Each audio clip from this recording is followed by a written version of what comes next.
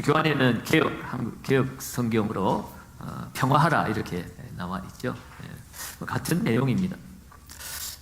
우리는 하나님의 자녀로서 가족으로서 서로 평화하는 법, 화목하게 사는 법을 배워야 합니다. 특별히 하나님은 우리에게 화목의 직책, 평화의 직분을 우리에게 말씀하셨어요. 그래서 우리가 어떻게 살아야 되는가, 어떻게 살아야 되는가, 우리를 향한 하나님의 목적이 여러 가지가 있겠지만 특별히 관계 회복도 우리가 이 땅을 살아가면서 감당해야 될 우리의 사명이고 목적이라는 거죠.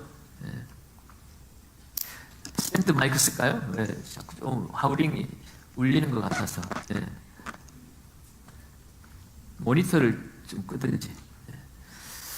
자, 그 화목하게 하는 직책, 고린도후서 5장 18절 말씀, 고린도후서 5장 18절을 우리 같이 한번 읽어봅니다. 모든 것이 하나님께로 났나니 저가 그리스도로 말미암아 우리를 자기와 화목하게 하시고 또 우리에게 화목하게 하는 직책을 주셨으니. 하나님께서 예수 그리스도 통해서 하나님과 우리 사이를 화목하게 하실 뿐만 아니라 또한 우리도 이 땅 사는 동안 이제 구원받은 하나님의 백성이 되었느냐? 그렇다면 우리의 삶의 목적이 무엇인가? 그것은 화목하게 하는 삶이라는 거예요. 개혁 개정에서는 화목하게 하는 직분이다 이렇게 번역을 하고 있죠. 그러므로 여러분, 우리가 이 땅을 살면서 관계를 소중하게 여기는 것, 이것은 성도들에게 아주 중요한 일입니다. 오늘 말씀처럼 우리의 삶의 목적일 뿐만 아니라 또한 우리가 영적으로 성숙해 가는 일에 또한 이 관계를 회복하는 일이 중요합니다. 빌립보서 2장 1절에서 2절 말씀을 한번 보겠습니다. 메시지역으로 한번 읽어봅니다. 만일 너희가 그리스도를 통해 배운 것이 조금이라도 있다면 그의 사랑이 너희의 삶을 조금이라도 변화시켰다면 그리고 성령님과 교통하는 것이 조금이라도 너희에게 의미가 있다면 서로 화합하고 사랑하며 영적으로 깊은 관계를 맺는 친구가 되어라. 아멘. 만일 너희가 그리스도를 통해서 배운 것이 있느냐? 그것이 조금이라도 있느냐? 그의 사랑이 너희의 삶을 정말 변화시켰느냐? 성령님과 교통하는 것, 그것이 너희의 삶에 조금이라도 의미가 있느냐? 그렇다면 서로 화합하고 사랑하며 영적으로 깊은 관계를 맺는 친구가 되어라 라고 하는 겁니다. 그리스도의 사랑을 받았고 성령을 통하여 우리가 변화된 삶을 살고 있다고 감히 말할 수 있다면, 그렇다면 하나님의 사랑은 이웃 사랑과 연결되는 것이라고 그랬으니까 이웃과 내 사랑한 형제들과 공동체 안에서 서로 화합하고 사랑하고 영적으로 깊은 관계를 맺고 친구가 되어야 한다는 것입니다. 그렇기 때문에 그리스도에 있는 관계를 포기할 수 없습니다. 예수님도 너희가 서로 사랑하면 세상이 너희가 내 제자인 줄 알리라고 그랬어요. 예수님께서 제자들을 자랑스럽게 여기고 세상 사람들이 제자들을 알아주기를 원하는데 그 제자들이 어떤 모습을 통해서 세상이 알아주기를 원하느냐? 내 제자들은 서로 사랑하는 사람들이다. 서로 사랑하는 것을 보면 예수의 제자인 것을 알리라라고 예수님은 자랑스럽게 여기신 것입니다. 정말 우리가 자랑스럽다면 예수님은 우리가 돈이 많아서 자랑스러운 것이 아니에요. 우리가 노래를 잘해서 자랑스러운 게 아니에요. 재능이 많아서 자랑스러운 게 아니에요. 우리가 서로 사랑하면 그것이 하나님의 기쁨이 되고 주님이 자랑스러운 겁니다. 내 제자야, 내 아들이야, 내 딸이야. 저렇게 서로 사랑하잖아. 그것이 주님의 마음입니다. 그러면 여러분, 교회 안에 어떤 깨어진 관계가 있습니까? 다투는 모습이 있습니까? 절대로 하나님이 그것을 기뻐하지 않으십니다. 그리고 다른 세상 사람들에게 은혜를 끼칠 수가 없어요. 평화롭게 갈등을 해결할 만큼의 성숙함이 우리 안에 이제 이루어져야 합니다. 고린도 교회는 당파 싸움으로 아주 유명했죠. 얼마나 싸웠는지요. 교회 안에서 문제가 해결이 되지 않자 세상 법정에 가서 교회 일을 판단받게 했습니다. 그것을 너무나 안타까워하면서 사도 바울이 뭐라고 얘기했냐면 고린도서 6장 5절을 보면 내가 너희를 부끄럽게 하려 하여 이 말을 하노니 너희 가운데 형제간의 일을 판단할 만한 지혜 있는 자가 이같이 하나도 없느냐. 교회 안에 형제간에 서로 그 평화를 이룰 수 있는 지혜로운 사람이 한 사람도 없느냐 말이야. 어떻게 교회 일을 가지고 세상 법정에 가가지고 이것 좀 판단해 주세요. 누가 잘못했는지. 세상 법정에 가서 세상 사람들 불신자한테 교회 일을 판단해 달라고 말할 수 있느냐라는 거예요. 그게 왜 교회 안에서 해결이 안 되느냐는 거죠. 그거 하나 해결할 지혜로운 사람이 한 사람도 없니? 라고 책망을 한 겁니다.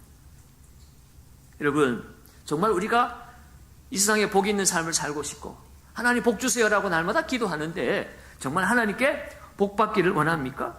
또 내가 하나님의 권세 있는 자녀임을 세상 사람들 앞에 당당하게 자랑하고 살기를 원합니까? 나 하나님의 자녀야! 라고 말하고 싶습니까? 그렇다면 여러분 우리는 화평케 하기를 힘써야 합니다. 마태복음 5장 9절에 주님이 주신 그 복이 무엇입니까? 상산복음 중에 화평하게 하는 자는 복이 있나니 그들이 하나님의 아들이라 일컬음을 받을 것이니요. 평화를 만들어내는 사람, 화평을 만들어내는 삶이 복이 있다라고 말하고 있습니다. 그리고 그 사람들을 하나님의 아들이라 일컫는다는 거예요. 여러분, 복을 받는 길, 하나님의 자녀로서 일컬음을 받고 그것을 자랑스럽게 여기며 살아갈 수 있는 삶은 화평을 만드는 삶입니다. 그렇다면 여러분, 우리는 어떻게 이 화평을, 화목을, 평화를 만들어낼 수 있을까요? 먼저 우리가 교환을 한번 보면서 화평한다는 것이 의미하지 않는 것이 뭐냐? 우리가 화평을 이루기 위해서 우리가 생각하는 것이지만 그것은 실제로 화평이 아니라는 것을 말해주는 것이 있어요. 첫 번째로 화평케 한다는 것은 갈등을 피하거나 숨기는 것이 아니다. 우리는 갈등을 피해 다니고 갈등이 있어도 그것을 없는 것처럼 숨기고 있으면 그것을 화평케 하는 일이다 라고 우리는 생각하는 그런 경향이 있습니다. 여러분, 그러나 성경에 보면 예수님은 평강의 왕으로 오셨습니다. 이 땅에 평화를 주러 오신 분이에요. 평화의 왕이십니다. 그런데 예수님은 갈등을 두려워하지 않으셨습니다. 오히려 갈등을 일으키시기도 하셨어요. 바리새인과 서기관들과 맞서서, 또 성전에 들어가서 제사장들과 맞서서, 종교인들과 맞서서 얼마나 극렬하게 갈등을 하셨습니까? 여러분, 갈등을 피한다고 그것이 해결되는 게 아니에요. 오히려 그 갈등의 터널을 뚫고 진리의 길 가운데, 빛 가운데로 우리가 나아가야 하는 거죠. 갈등을 겪으면서 우리는 함께 성장하고 성숙해지는 것입니다. 그러니까 여러분, 화목하게 한다는, 화평하게 한다는 것은 갈등을 피해 다니거나 그것을 없는 것처럼, 모르는 것처럼 감추고 숨기는 것이 화평을 이루는 것은 아니다라는 것을 우리가 알고 나가야 한다는 거예요. 두 번째로 화평이 아닌 것은 화평케 한다는 것이 무조건 양보하는 것도 아니다라고 말하는 거예요. 예수 믿으면 무조건 양보해야지. 네가 굽혀야지. 다른 사람이 밟고 지나가게 만들어야지. 한편 뺨을 맞으면 다른 편 뺨은 또 맞아야지. 오리를 가자 하면 심리를 가야지. 항상 네가 져야지. 그게 화평을 이루는 거지 라고 우리가 오해할 때가 있습니다. 그러나 예수님의 의도는 무조건 그러라는 것이 아니에요. 예수님이 많은 반대자들과 앞서서 갈등을 두려워하지 않았다고 그랬잖아요. 반대자들과 맞서서 물러가기를 예수님도 거부하고 당당히 맞서서 싸웠습니다. 아무 곳에서나 그런 게 아니에요. 진리가 아닐 때에는 당당하게 맞서서 우리가 싸워야 하는 겁니다. 그리고 여러분, 오늘 우리는 정말 이것이 갈등을 정말 해소하는, 화목하게 하는 길인지 아니면 우리 임시방편으로 그냥 좋은 게 좋다고 스스로 피해 다니고 숨기고 그렇게 나아가는 건지, 우리는 그것을 분별하기 위해서 끊임없이 기도해야 되고 끊임없이 성령의 인도함을 받아야 합니다. 자칫하면 우리는 내 생각과 내 분을 예수님이 그렇게 하라고 하셨어라고 우리는 스스로 합리화를 시키고 갈등을 폭발시킬 수도 있고요. 우리는 이걸 잘못 사용할 수 있습니다. 그래서 늘 말씀이 말하는 이 진정한 화평의 원리가 무엇인지 우리가 제대로 그것을 배우고 그 방법을 사용해야 하지, 그렇지 않으면 우리는 가짜 화평을 만들어낼 수도 있고 또 화평을 만들어내지 못해서 오히려 갈등을 더 유발시키고 폭발시킬 수도 있습니다. 자, 그렇다면 진정한 관계 회복을 위한 성경적인 방법이 뭘까? 7가지 오늘 교환에는 정리를 해 놓았습니다. 서로 간의 관계 회복을 위해서 우리가 해야 할 일. 하나님은 우리를 화목하게 하는 직분으로 부르셨기 때문에 우리는 화목하게 하는 삶을 살아야 합니다. 그것이 우리의 직무입니다. 직무. 우리의 삶의 목적이 모른 척하는 게 아니라 화목하게 하는 일에 우리가 적극적으로 나서야 된다는 거죠. 그러니까 알아야 화목하게 하는 법을 알아야 화목하게 만들죠. 자, 첫 번째 화목하게 하는 성경적인 방법은 사람에게 이야기하기 전에 하나님께 이야기하라. 하나님과 먼저 그 문제에 대해서 의논하라는 것입니다. 하나님은 기도를 통해서 우리의 마음을 바꾸거나 아니면 상대방의 마음을 바꾸어 주시기도 합니다. 그러니까 내가 하고 싶은 대로 다 해보고 나중에 안 되면 그제 와가지고 하나님 어떻게 할까요? 하는 것이 아니라 먼저 하나님 앞에 어떻게 해야 될지를 우리가 물어보면 하나님이 후히 주시고 꾸짖지 아니하시는 하나님께서 지혜를 풍성하게 내려 주신다는 것입니다. 반드시 하나님께서 그 관계를 원만하게 해결해 주실 줄로 믿습니다. 왜냐하면 주님이 평하시기 때문에, 주님이 막힌 담을 무너뜨리시는 분이시기 때문에 그렇습니다. 하나님이 일하시면 우리 안에 그 어떤 장벽이라도 무너지게 되어 있습니다. 하나님이 만지시면 되는 거예요. 그래서 내가 뭔가 해결하려고 하기보다 하나님 앞에 먼저 그것을 가지고 가서 의논하고 기도로 풀어내어야 합니다. 어떻게 기도해야 되나요? 솔직하게. 하나님 앞에 기도할 때도 솔직하게 기도해야 돼요. 여러분, 우리 다윗의 시편을 보면 그 다윗이 하나님 앞에 기도할 때 때로는 울분을 토로하기도 하고, 그죠? 화를 내기도 하고 그렇잖아요. 그런데 하나님은 그것을 기분 나쁘게 받지 않으셨어요. 그것을 기도로 받으셨다는 것입니다. 여러분, 우리가 갈등을 일으키는 이유가 근본적으로 어디에 있는가? 우리가 싸우고 다투는 근본적인 이유는요, 하나님께 해결받아야 할 것을 사람에게 해결받으려고 하기 때문에 갈등과 싸움과 다툼이 일어나는 겁니다. 여러분, 사람이 채워주지 못하는 것이 있어요. 하나님만이 채워줄 수 있는 것이 있다는 겁니다. 그런데 그것을 하나님 앞에 부르짖고 하나님으로부터 공급받아야 되는데 그것을 사람에게 공급을 받으려고 하다 보니까 사람은 한계가 있잖아요. 거기에 대해서 실망하고 그것 때문에 오해가 일어나고 그것 때문에 서로 안 좋은 말이 오고 가고 상처를 주고받고 그래서 갈등이 생기고 그 갈등이 해결이 안 되다 보니까 점점 더 깊어지고 더 이상 건널 수 없는 강이 만들어지는 그런 삶을 산다는 겁니다. 그래서 야고보 사도는 대부분의 갈등이 결국 기도를 하지 않아서 그렇다라고 얘기해요. 야고보 4장 1절과 2절을 한번 봅니다. 야고보 4장 1절과 2절 같이 읽습니다.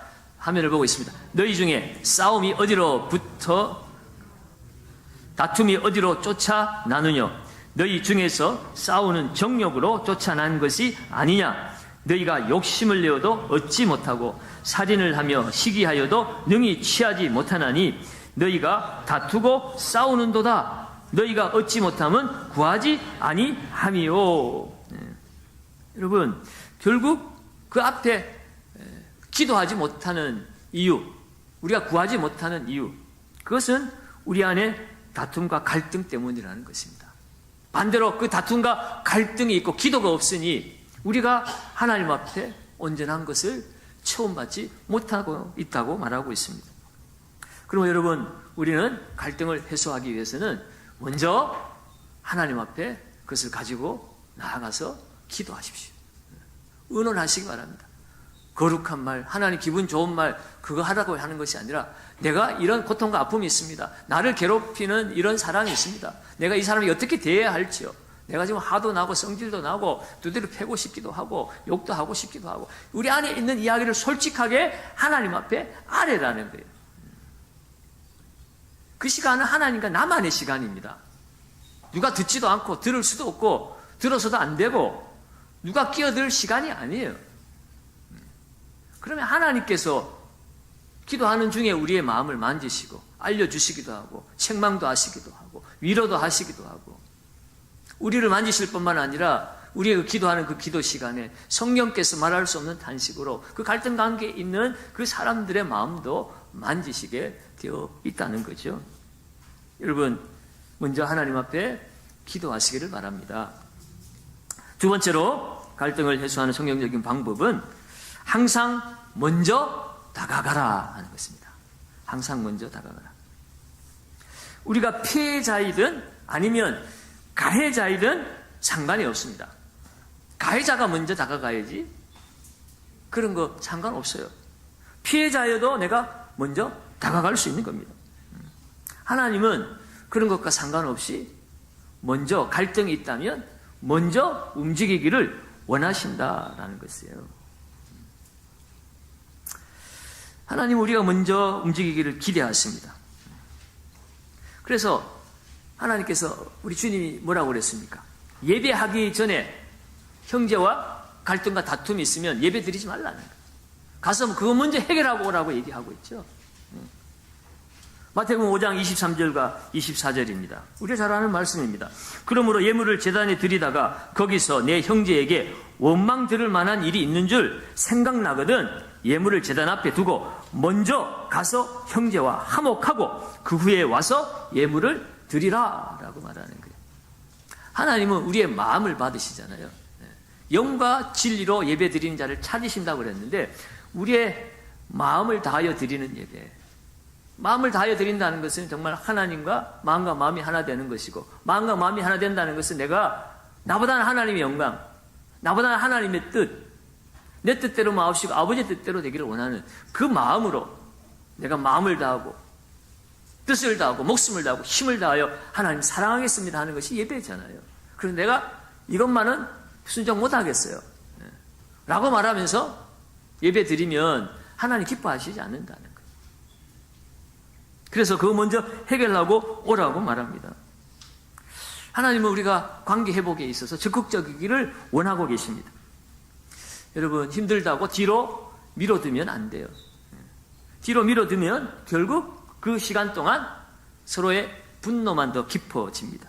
문제만 더 심각해지는 거예요. 시간이 가면 갈수록 상처난 것은 골마질 뿐이지요.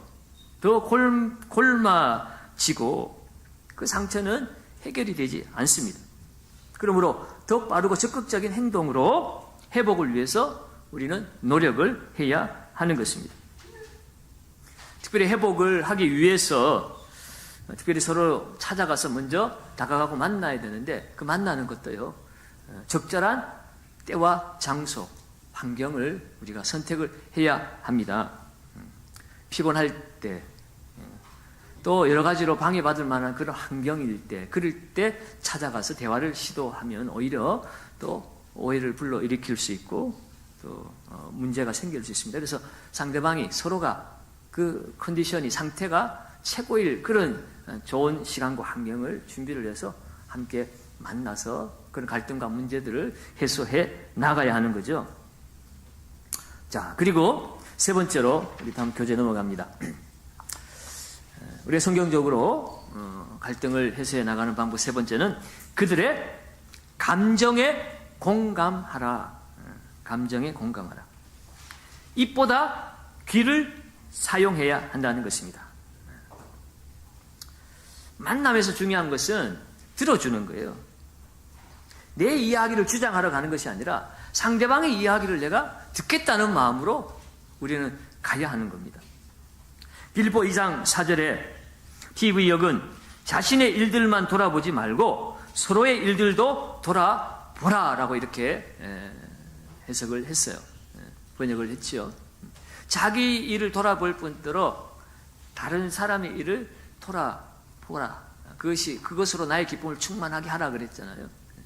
내 생각하는 시간은 줄이고 상대방에 대한 생각을 더 많이 하고 상대방을 더 돌아보고 관계를 회복해 가야 한다는 겁니다. 특별히 이 공감이라고 하는 거죠. 이것은 서로의 마음을 같이 느끼는 겁니다.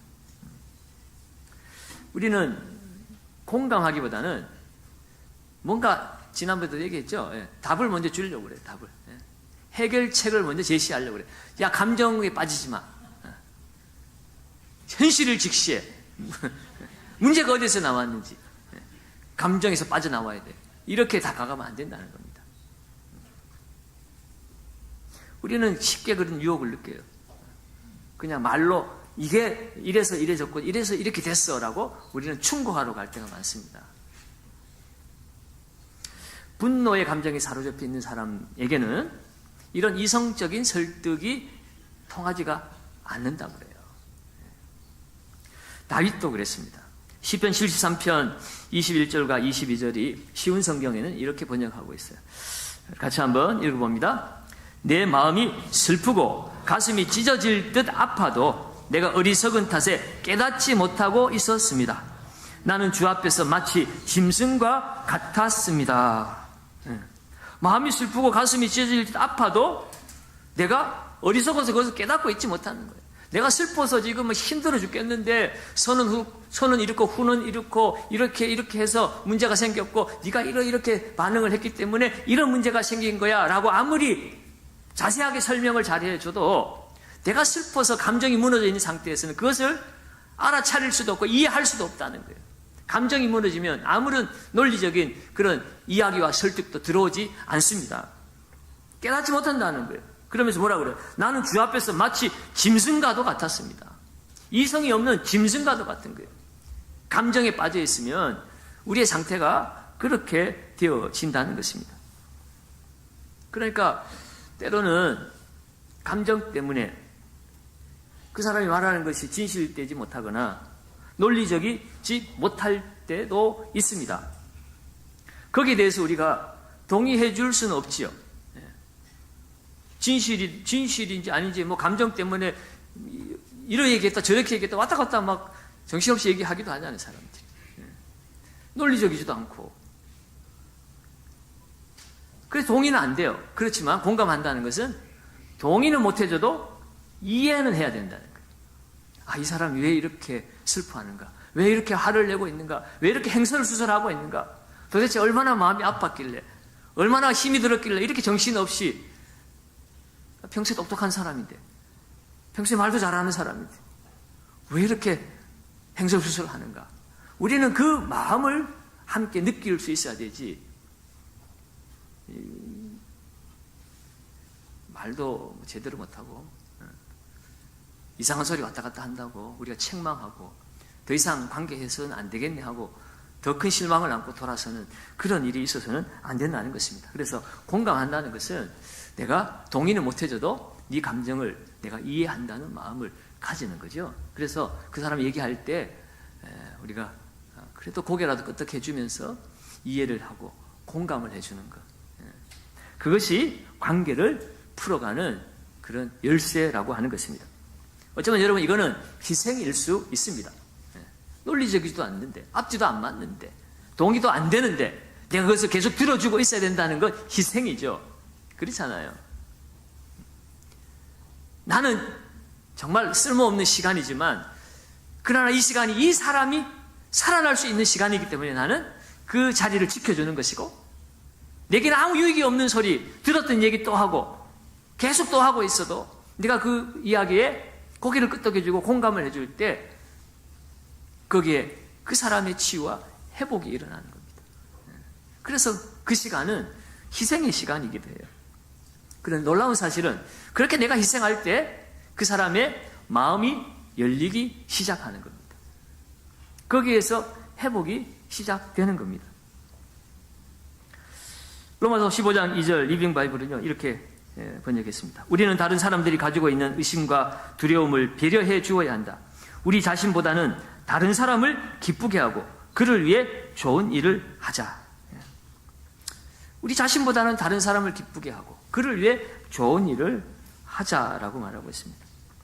사람들은 상대방이 나에게 관심이 있다는 것을 진정으로 느낄 때 마음을 열기 시작합니다. 사랑하는 여러분, 갈등이 있었을 때는 상대방에게 공감해 주는 공감의 기술을 여러분 익혀갈 수 있는 저와 여러분들이 되었으면 좋겠습니다. 네 번째로 우리가 성경적으로 갈등을 해결해 나가는 방법은 나에게도 잘못이 있음을 고백하라 하는 것입니다. 사람들은 모두 다 자신에 대해서는 관대합니다. 그리고 남에게 대해서는 얼마나 냉철한지 몰라요. 자신의 실수에 대해서는 뭐 그럴 수도 있지, 다 그렇게 하는 거야 라고 합리화를 시키고, 다른 사람의 약점이나 실수에 대해서는 어떻게 그런 일이 일어날 수 있는가 라고 우리는 쉽게 판단하고 정죄합니다. 그러나 여러분, 관계가 무너졌을 때는 여러분 결국은 우리 교통사고 나도 쌍방과실이라고 그러잖아. 뭐라도 조금이라도 잘못이 있다는 거예요. 여러분, 손뼉도 한쪽만 가지고는 소리가 안 납니다. 두 개가 부딪혀야 소리가 나는 거죠. 나는 잘못이 없다라고 생각하지만 결국은 어디선가는 부딪혔어요. 나도 그 사람에게 충격이 되었기 때문에 소리가 나는 겁니다. 그러니까 그것이 작든 크든 소리가 났다면, 문제가 생겼다면 나에게도 문제가 있다는 것을 내가 인정해야 된다는 거예요. 소리가 나면 내가 부딪혔다는 것을 내가 인정하듯이, 갈등이 생기고 문제가 생기고 상처가 나타났다면 나에게도 일정 부분 문제가 있다는 것을 우리가 인정을 해야 한다는 겁니다.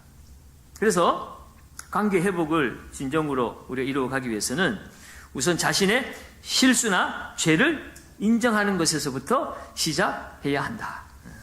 자신의 실수나 죄를 인정하라는 겁니다.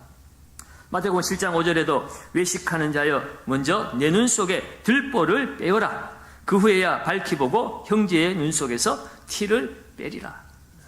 다른 사람의 눈에 있는 티를 빼려고 하기 전에 네 눈 속에 있는 들보를 먼저 알고 그 들보 먼저 빼라는 거예요. 그리고 나서 다른 사람의 티를 논하기 시작해라 라고 말하고 있습니다.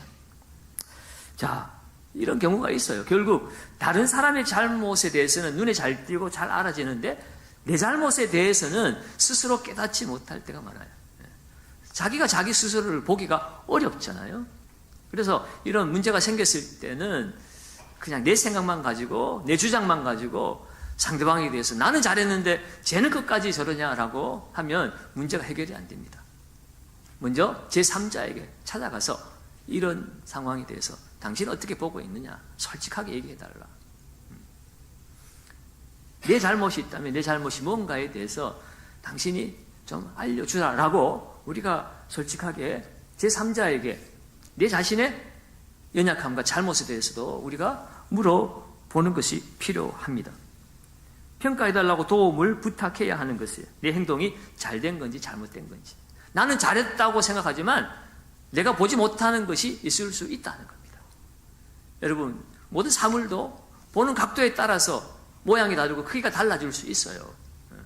내가 본 그 시선만 가지고는 이것은 정말 내가 옳고 저 사람이 무조건 100% 잘못했는데, 약간 옆에서 누군가 봤을 때는 내가 그 사람에게 문제를 일으키도록 빌미를 제공한 어떤 부분들이 나는 깨닫지 못했지만, 나에게는 보여지지 않았지만 누군가에게는 졌을 수도 있다는 거예요. 그래서 그런 것들도 우리가 객관적으로 나를 볼 수 있도록 그렇게 스스로를 내려놓아야 되고, 그것이 작든 크든 내 잘못이 그것이 드러났다면 거기에 대해서 우리가 인정을 하고 가서 내가 이런 잘못이 있었다라고 고백할 수 있어야 합니다. 여러분, 고백은 화해의, 화평의 아주 강력한 도구입니다. 우리가 누군가에게 자신의 실수와 잘못을 겸손하게 인정할 때에 상대방도 화를 내려고 준비하고 있다가 그 화를 내려놓는 겁니다. 여러분, 뭔가 갈등을 해소하려고 나가면 서로 긴장하고 만나죠. 서로의 논리로 무장을 해가지고 네가 이렇게 얘기하면 내가 내 입장에서 왜 그랬는가를 내 나름대로 논리를 정해가지고 이렇게 공격해야지, 이렇게 방어해야지, 전투태세를 가지고 나옵니다. 조그만 약점이 잡히고 우리가 조그만 실수하고 말 잘못하면 서로 그냥 엄청난 공격이 들어오잖아요. 그러니까 사실은 이 갈등 해소가 잘 안 되는 겁니다. 그러니 먼저 우리가 내 잘못을 시인하고 인정하고 고백하기 시작하면 마음이 열리고 대화가 풀어지는 거예요. 아, 이 사람이 나를 공격하려고 온 것이 아니구나 라고 받아들이기 때문에 서로에게 정말 진정된 상황 속에서 서로의 이야기를 들어주고 거기에서 실마리가 풀려 나가는 거죠. 그렇기 때문에 여러분, 우리의 잘못과 실수를 인정하고 고백한다는 것은 책임을 전가하지 않는 것이고 핑계를 대지 않는 것입니다. 내가 잘못한 부분이 있다면 그 부분에 대해서 일정 부분 잘못한 대가를 치를 각오도 해야 합니다. 거기에 대해서 내가 잘못한 것을 인정하고 대가를 치러야 할 부분이 있으면 대가를 치르고 그리고 용서를 구하고 그리고 나서 화평의 관계를 회복해 나가야 한다는 거죠. 그리고 다섯 번째로는 사람을 공격하지 말고 문제를 공격하라. 중요한 이야기입니다. 사람을 공격하지 말고 문제를 공격하라는 거예요. 사람보다 문제에 초점을 맞추면 서로의 관계가 훨씬 더 부드러워질 수가 있습니다. 우리가 서로 갈등을 유발할 때 소리가 점점 커지죠? 소리가 점점 커지는 이유는 사람에게 초점이 맞춰져 있기 때문에 그렇습니다. 그러나 문제에 초점이 맞춰져 있으면 목소리에 힘이 들어갈 이유가 없습니다. 사람에게 초점이 맞춰져 있으니까 또 나를 공격한다고 생각되어지니까 내 이야기도 자꾸 데시벨이 올라가는 거예요. 소리가 커지는 거예요. 그래서 문제는 온데가 안 되었고 사람끼리 싸우고 있어요. 그러니까 우리는 사람보다는 문제에 집중을 하고 그 문제에 대해서 이야기를 해야 합니다. 그렇기 때문에 어떻게 말하느냐, 그것은 무슨 말을 하느냐보다 중요합니다. 아무리 논리적이고 아무리 팩트를 잘 드러내고 바른말 소리, 저 똑부러진 소리 한다 해도 그 말을 하는 태도가 더 중요하다는 거예요. 이 사람이 말하는 태도가 나를 공격하는 건지, 나를 기분 나쁘게 하려고 하는 건지, 의도적으로 나를 길을 죽이려고 하는 이야기인지, 그 태도 때문에 그 사실이 묻혀버리는 거예요. 받아들인 사람도 정말 사랑하는 마음으로 부드러운 이야기로 그렇게 이야기를 하면 그렇구나, 내게 이런 부족함이 있구나 라고 그걸 기쁘게, 좀 섭섭하지만 그것을 생각하고 받아들일 수 있는데, 그 사람을 향한 공격이 되어져 버리면 그 사람이 그것을 고칠 수 있는 기회도 놓쳐버리고 서로 감정만 더 골마가게 되어지는 것입니다. 잠언 16장 21절도 쉬운 성경은 사람들은 부드러운 말을 잘 듣는다. 사람들은 부드러운 말을 잘 들어요. 우리 앞에 띄웠지만 잠언 15장 1절은 유순한 대답은 분노를 시게 하여도 과격한 말은 노를 격동하느니라. 부드러운 대답은 분노를 가라앉히지만 내가 과격하게 말을 하면 오히려 노를 격동시킨다고 말합니다. 그래서 우리가 말할 때 단어 선택하는 것이 참 중요합니다. 가시돋친 말들은 하지 말아야 하죠. 그래서 서로 파괴적인 그런 이야기는 하지 않아야 합니다. 그 2차 대전 때도요, 그 전쟁을 하면서도 서로 쓰지 말아야 될 무기를 몇 가지 정해놓고 우리가 서로 죽이고 하지만 이 무기는 쓰지 말자, 그렇게 정해놓은 것이 있었다고 합니다. 오늘날에도 전쟁을 하지만 생화학 무기라든지 핵무기 같은 것은 쓰지 못하게 하죠. 그것을 쓰는 순간 모두가 공멸하게 되니까 그냥 위협용으로 만들어, 우리 이거 핵무기 있어, 우리 생화학 무기 있어, 까불지 마, 이렇게 위협용이지 실제로 그것을 써서는 안 되는 겁니다. 쓰면 다 같이 망하게 되어 있습니다. 여러분, 대화도 마찬가지예요. 정말 해야 될 말이 있고 하지 말아야 될 말이 있다는 거예요. 에베소 4장 29절에 이렇게 얘기하고 있습니다. 무릇 더러운 말은 너희 입 밖에도 내지 말고 오직 덕을 세우는 데 소용되는 대로 선한 말을 하여 듣는 자들에게 은혜를 끼치게 하라. 입 밖에도 내지 말아야 될 말이 있다는 거예요. 덕을 세우는 데 소용되는 선한 말을 해야지 덕을 끼치지 못하는 말, 서로 파괴하는 말, 서로 죽이는 말은 입 밖에도 내지 마라. 그렇게 우리에게 이야기하고 있습니다. 그래서 여러분, 문제와 상관없이 사람을 아프게 하려고 그렇게 의도해서 말하는 것은 그것은 참 나쁜 일입니다. 나쁜 일이에요. 그러니까 우리는 사람보다 문제에 집중을 하고 대화를 나누는 것. 그것이 성경적인 관계를 풀어가는 방법이라는 것입니다. 그리고 여섯 번째는 할 수 있는 한 협력하라. 사도 바울도 로마서 12장 18절에서 이렇게 기록하고 있습니다. 할 수 있거든 너희로서는 모든 사람으로 더불어 평화하라. 할 수 있거든 모든 사람으로 더불어 평화하라라고 이야기합니다. 그런데 문제는 평화에는 항상 대가가 따른다 하는 것입니다. 때로는 그 대가가 우리의 자존심일 수도 있고 때로는 물질적인 손해일 수도 있습니다. 평화를 이루기 위해서 내가 물질적 손해도 봐야 되고 내 자존심도 꺾어야 할 때도 있다는 거예요. 교제를 위해서 우리는 양보하고 상대방에게 맞추어주고 상대방의 필요에 호의를 보여주어야 합니다. 왜요? 그것은 하나님이 원하시는 모습이기 때문에 그렇습니다. 이러한 모습, 상대방에게 나보다 남을 낮게 여기고 그 사람을 어떻게 하든지 세워가고 덕을 세우기 위해서 그 사람에게 나를 맞춰주려고 하는 삶, 그것이 하나님 우리에게 원하시는 삶이라는 거죠. 마태복음 5장 9절 말씀, 메시지 역은 이렇게 번역하고 있습니다. 너희가 사람들에게 경쟁이나 싸움이 아닌 협력하는 방법을 보여줄 때에 너희는 복을 받는다. 그때가 바로 너희가 진정 누구이며 하나님의 가족 안에서 어떤 역할을 해야 하는지를 발견하는 때다. 합평케 하는 자가 복이 있나니 하나님의 아들이라 일컬음을 받을 것이요. 이 말씀을 우리의 삶에 좀 풀어서 쓴 거예요. 정말 싸움이 아닌 협력의 방법을 통해서 관계를 맺는 사람이 복을 받을 것이다. 그리할 때에 내가 누구인지, 내가 가족 안에서 어떤 역할을 해야 하는지 발견하는 때다. 진짜 하나님의 자녀의 모습이 그것을 통해서 드러난다는 거죠.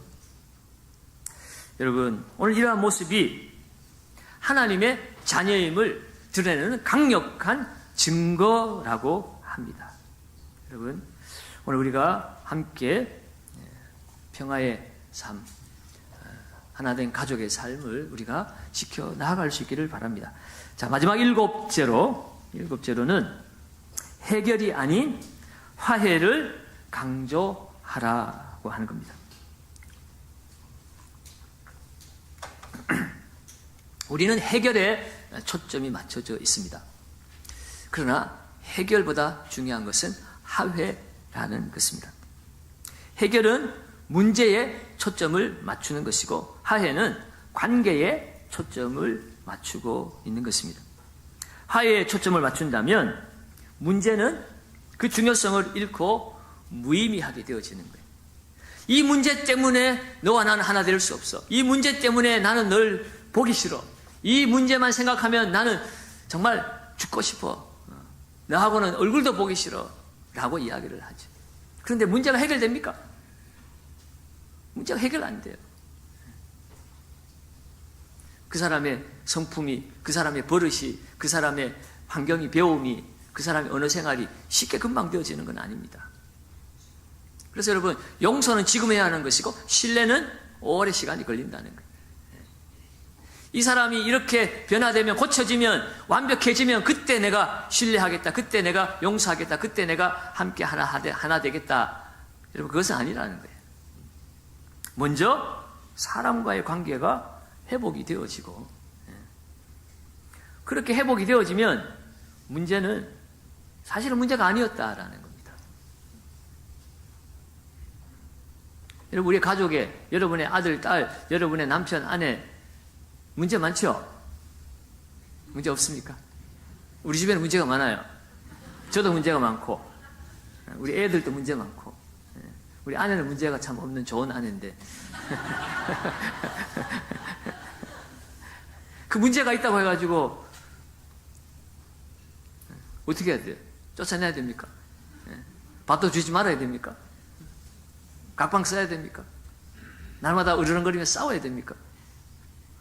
여러분, 관계는, 가족은 선택이 아니라 뭐라고 그랬죠? 받아들여짐이라고 그랬어요. 가족은 선택해서 가족이 된 사람들이 아니에요. 받아들여진 거예요. 문제를 가지고 이 문제가 드러났으니까 나는 다른 선택을 할래. 그것이 아니라 문제가 있지만 나는 당신을 받아들였어. 내 가족으로. 그래서 가족인 거지. 여러분, 문제를 풀지 못했다고 해도 관계가 되살아났다면 그것은 성공한 것입니다. 화해에 초점을 맞춰야 돼요. 문제는 풀었는데 관계를 놓쳤다면 그것은 성공한 것이 아니라는 겁니다. 여러분, 정당하고 솔직한 의견 차이나 이견이 있을 수 있습니다. 그러나 우리는 상대방에게 불쾌감을 주지 않으면서도 그 의견에 반대할 수가 있다는 거예요. 하나님께서는 똑같은 사람을 원하지 않으세요. 우리가 다른 사람이라는 것을 하나님도 잘 알고 있습니다. 우리는 너무나 달라요. 배움도 다르고, 성격도 다르고, 경험도 다르고, 말투도 다르고, 생각하는 것도 다릅니다. 하나님은 그 다름이 서로 화합해서 하나됨을 만들어내는 것을 원하는 것이지, 다르니까 서로 문제를 일으키고 반대하고, 네 하고 싶은 대로 너는 저렇게 하고 나는 이렇게 하라고, 그러면 그것은 가족도 아니고 교회도 아니라는 겁니다. 여러분, 우리가 다르다고 해서 서로 포기하고 살라는 것은 아닙니다. 갈등을 피하기 위해서 서로 모른 척하고 살아가서도 안 된다는 거예요. 계속적인 논의와 논쟁이 필요하다고 해도 그 안에서 영적인 조화로움을 이루어내야 합니다. 그것이 바로 하나님이 우리를 가족으로 부르신 목적입니다. 그러니까 오늘 우리가 살펴본 7가지 하나같이 다 어려운 일들이에요, 사실은. 그래서 정말 예수 믿고 예수님 말씀대로 목적대로 살아낸다는 것이 얼마나 힘든 일인가. 여러분, 우리가 이번 주가 많이 힘들었죠? 말씀 들으면서 계속. 저도 힘들어요. 저도. 우리가 그렇게 살아내지 못하니까. 하나님의 뜻은 분명한데, 하나님 내게 요구하시는 것이 분명한데도 우리는 그 하나님 말씀대로 살지 못하니까 힘든 거예요, 여러분. 그럼에도 불구하고 오늘 베드로는 우리에게 권면합니다. 베드로 전서 3장 11절에 다른 사람과 평화롭게 살기 위해 열심히 노력하라. 힘쓰고 있어야 되는 것입니다. 성령이 하나 되게 하신 것을 힘써 지키라. 우리가 화평하고 사랑하는 것, 성령이 도우셔야만 가능한 일입니다. 성령이 지금도 돕고 계십니다. 그러나 성령의 도우심으로 끝나서는 안 되고, 성령이 우리를 통해서 하나님 도우신다는 거예요. 성령은 내가 그것을 힘쓰는 과정이 필요하다는 거죠. 내가 노력해야 될 부분이 있다는 겁니다. 해결보다 중요한 것은 화해입니다. 게임에서 승리하고 나는 승리했는데 그 결과로 원수가 만들어졌다면 그 승리는 진정한 승리가 아닙니다. 승리하고 원수가 생겼으면 그게 어떻게 승리가 될 수 있겠습니까? 여러분, 오늘 우리는 사람을 잃지 말아야 합니다. 내가 조금 높아지고 조금 인정받고 대신 사람이 사라졌다. 여러분, 그것은 불쌍한 일입니다. 여러분, 오늘 하나님께서 우리를 하나님의 자녀로 자랑스러워 하시는 이유는 합평하게 하는 자, 그 사람을 하나님 복 주시길 원하시고, 합평하게 하는 자, 그 사람들이 내 자녀들이다. 우리 주님께서 인정하시는 하나님의 사람의 모습입니다. 그러면 여러분, 오늘 우리는 화평을 위해서 힘들고 어렵지만 우리는 그 길을 가야 하고 그 일을 순종하며 행해야 합니다. 그렇게 할 충분한 가치가 있습니다. 그것에 하나님이 복을 주시기 때문에 그렇습니다. 정말 우리 교회가, 우리의 전도회가, 우리의 사랑방이, 우리의 사역팀이 부흥을 하고 정말 신앙 성장을 하고 우리가 정말 새로워지기를 원한다면 우리 안에 있는 이런 문제와 관계들 회복하고 나아가고 또 우리가 순종하며 나아갈 때에 하나님이 복 있는 자녀, 행복한 삶을 우리에게 허락해 주실 줄로 믿습니다. 이번 한 주간 또 이번 40일 특별 새벽 기도에 우리가 함께 기도하면서 하나님의 가족으로서의 삶을 회복해 나아갈 수 있는 저와 여러분들 되시기를 예수님의 이름으로 축원합니다.